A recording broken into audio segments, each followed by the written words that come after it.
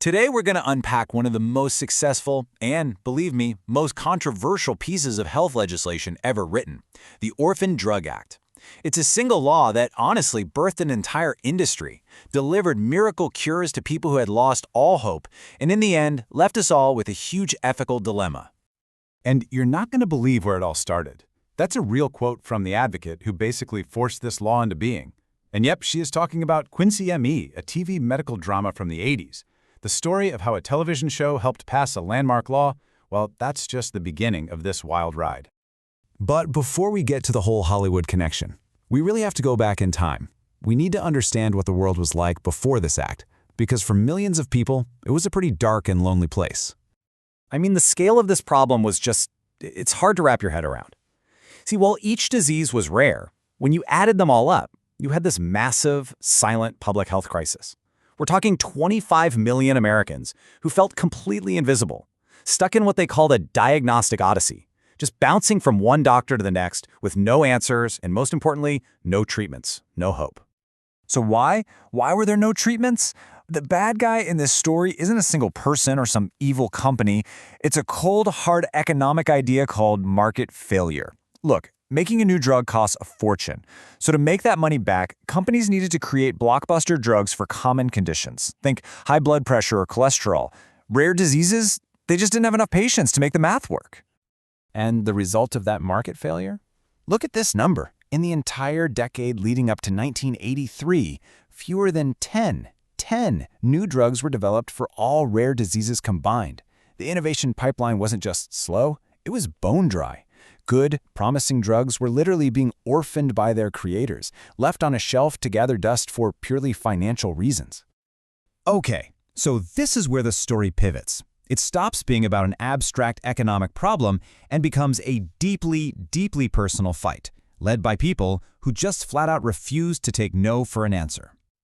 And this is Abby Myers. Her world gets turned upside down when her son, David, is diagnosed with Tourette's. They find an experimental drug, and it's a miracle. It works. But then they get the devastating news. The company is dropping it. The market is too small. In that one moment, that abstract term, orphan drug, became painfully real for her, and a worried parent transformed into an absolutely unstoppable advocate. But at first, nobody was listening. She'd go to Washington, hold hearings, crickets, total indifference. That is, until the producer of the hit TV show Quincy M.E. heard her story.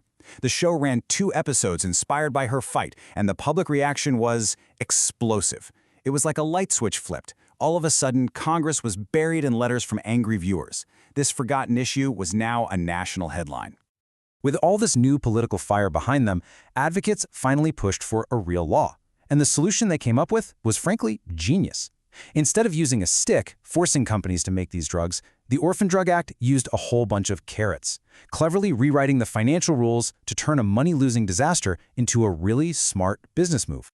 It all boiled down to these 3 brilliant pillars. First, market exclusivity. You get a drug approved, you get a 7-year monopoly. No competition. That is huge.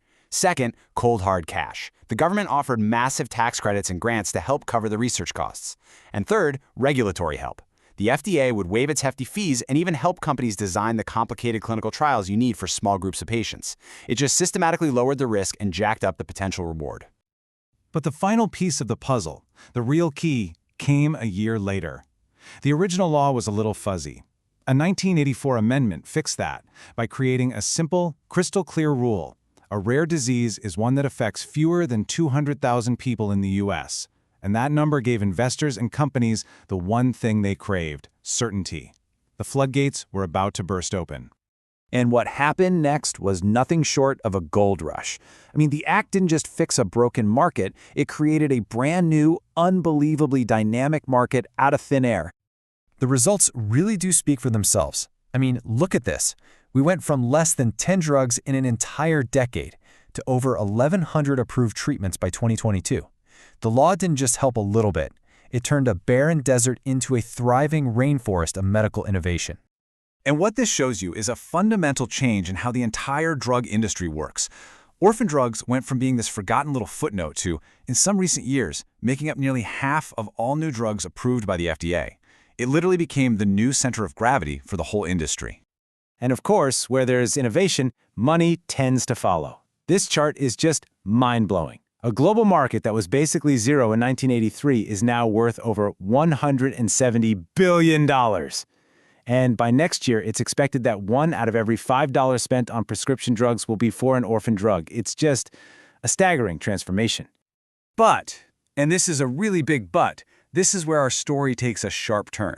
Because this unbelievable success created a whole new set of problems. A legacy that's complicated, incredibly expensive, and, some would say, challenges the original spirit of the law. So here's the central paradox, right?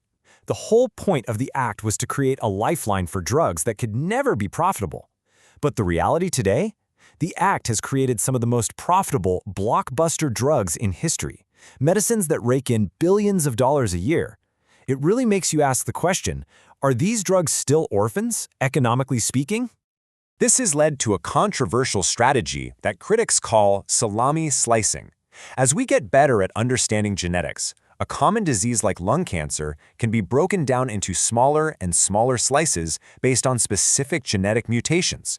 A company can then get all the orphan drug benefits for a treatment that targets just one of those rare slices, even if the drug might eventually be used for a much larger population. But the biggest, most contentious issue is the price. That 7-year monopoly gives companies incredible pricing power, and they've definitely used it. We now routinely see drugs priced at hundreds of thousands of dollars a year. We've seen new gene therapies that cost over $3 million for one patient. And this creates a devastating ethical crisis. We have life-saving medicines that our healthcare systems are genuinely struggling to afford. So where does that leave us? It leaves us with this really tough question. The Orphan Drug Act was, without a doubt, a triumph. It worked. It brought hope and cures that were once just a fantasy. But in doing so, it unleashed a pricing model that's pushing our whole system to the breaking point. It forces us to ask, what is the price of a cure we can't afford?